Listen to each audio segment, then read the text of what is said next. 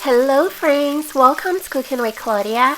Today I'm showing you how I made this delicious one-pan steak and potatoes recipe. The steak and potatoes are flavored with garlic, butter, and fresh herbs. You can use this recipe on any kind of steak. You can choose to sear your steak or grill your steak. Let's get started. I'm using New York strip steak for this recipe, but you can use any kind of steak. We're going to season the steak with salt and black pepper on both sides. Once the steak is well seasoned, set them aside for later. Next, we're going to cut up some fresh herbs. We have some parsley, fresh thyme, fresh rosemary, and some fresh oregano. We're going to prep and finely chop all the fresh herbs. Once the fresh herbs are finely chopped, we're going to transfer them into a bowl of softened butter. Add some crushed garlic, then mix everything together very well. Once mixed in, add half of the butter mixture onto the steak, then smear it on both sides of the steak.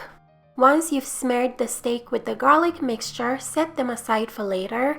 Then we're going to cook some potatoes. Heat up some oil in a pan over medium heat, then toss in some butter. Once the butter melts into the oil, add the potatoes. Make sure your potatoes are cut up into bite-sized pieces. Add some minced garlic. Also add some of the herbs we chopped up earlier. Then season with salt and black pepper.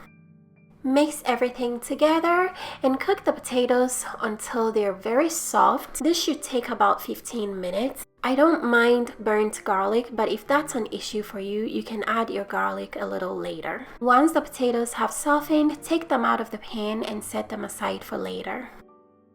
Next, place the buttered steak into the pan. Make sure your heat is on medium-high.